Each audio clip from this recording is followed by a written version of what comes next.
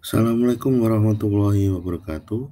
Berjumpa kembali dalam video mata pelajaran Sejarah Indonesia kelas 11 semester 2. Pada video kali ini kita akan membahas mengenai peristiwa sekitar proklamasi kemerdekaan Indonesia berkaitan dengan tantangan awal kemerdekaan tahun 1945 sampai 1950.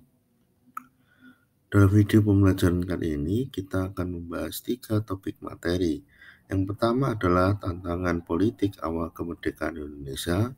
Yang kedua adalah kondisi sosial awal kemerdekaan Indonesia.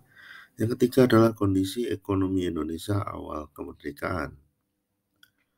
Mari kita masuk ke topik yang pertama, kondisi politik setelah kemerdekaan. Ada 4 kondisi politik yang dialami setelah Indonesia merdeka. Yang pertama adalah di bagian sistem pemerintahan.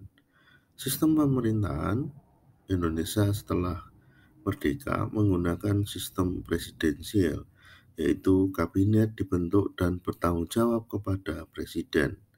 Sedangkan kedudukan presiden selain sebagai kepala negara juga sebagai kepala pemerintahan. Namun, dalam perkembangannya, sistem presidensial berubah menjadi sistem parlementer, di mana presiden bertanggung jawab kepada parlemen, yaitu KNIP. Hal ini berkaitan dengan penerapan sistem demokrasi pada pemerintahan Indonesia awal kemerdekaan. Yang terakhir adalah sistem parlementer.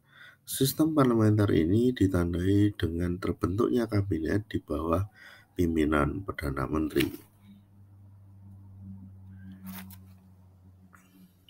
Perkembangan selanjutnya mulai muncul sistem politik multipartai, di mana terjadi perubahan sistem parlementer. Kabinet pemerintahan dipimpin oleh Perdana Menteri. Kedudukan Perdana Menteri ini di bawah Presiden. Perdana Menteri bertanggung jawab kepada parlemen pada setiap kebijakan. Dampaknya adalah sering terjadi pergantian Perdana Menteri karena adanya mosi tidak percaya, di mana ketika 60% dari anggota parlemen tidak percaya pada Perdana Menteri, maka Perdana Menteri harus diganti. Dampaknya adalah sering terjadi pergantian kabinet-kabinet dalam pemerintahan karena dijatuhkan oleh parlemen atau KNIP. Nah, berikut beberapa pergantian kabinet periode 1945 sampai 1950. Kabinet presidensial periode 12 September 1945 sampai 14 November 1945. Kabinet pertama dalam sistem parlementer ini dipimpin oleh Sultan Syahrir, yaitu dari periode 14 November 1945 sampai 12 Maret 1946. Kabinet Syahrir kedua dilanjutkan ketika periode 12 Maret 1946 sampai 20 Oktober 1946. Kabinet Syahrir sendiri berlanjut sampai yang ketiga, yaitu periode 20 Oktober 1946 sampai 27 Juni 1947. Selanjutnya, Syahrir diganti oleh Kabinet Arif Syarifuddin. Kabinet Arif Syarifuddin yang pertama menjabat ketika 3 Juli 1947 sampai 11 November 1947. Kemudian berlanjut lagi ke Kabinet Amir Syarifuddin yang kedua periode 11 November 1947 sampai 29 Januari 1948.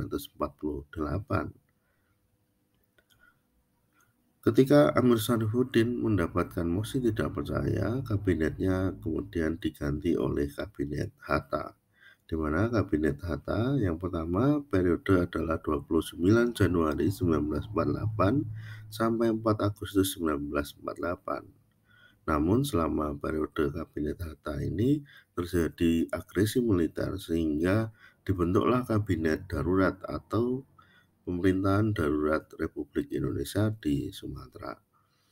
Periodenya 19 Desember 1948 sampai 13 Juli 1949. Selanjutnya, setelah PDRI selesai, Kabinet Hatta berlanjut kembali.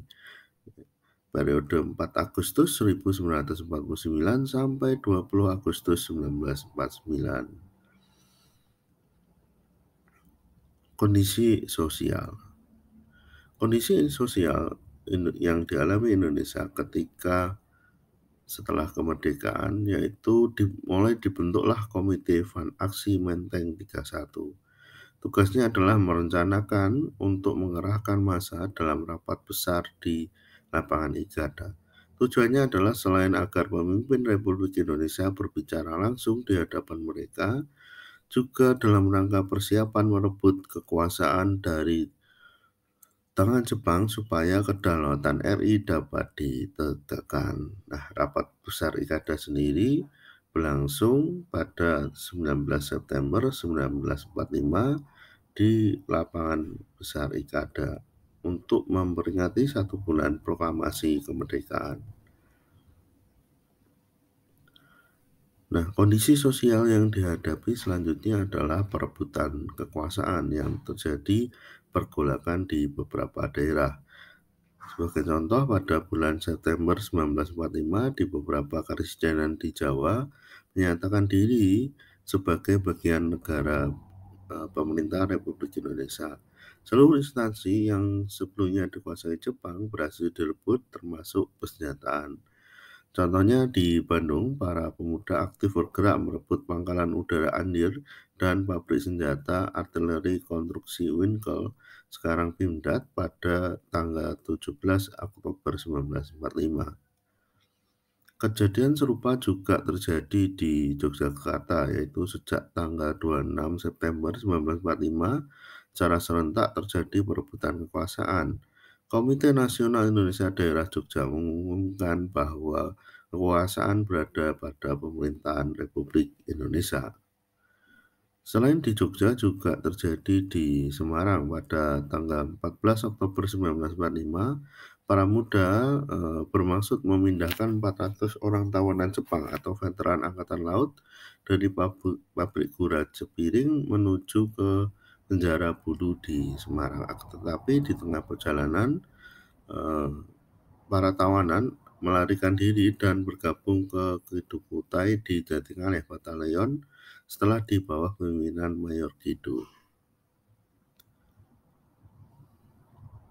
Selain kondisi sosial, awal kemerdekaan sudah mengalami gangguan pada kondisi ekonomi, di mana pada waktu itu terjadi gangguan ekonomi di dalam negeri. Sebagai contoh adalah kas negara.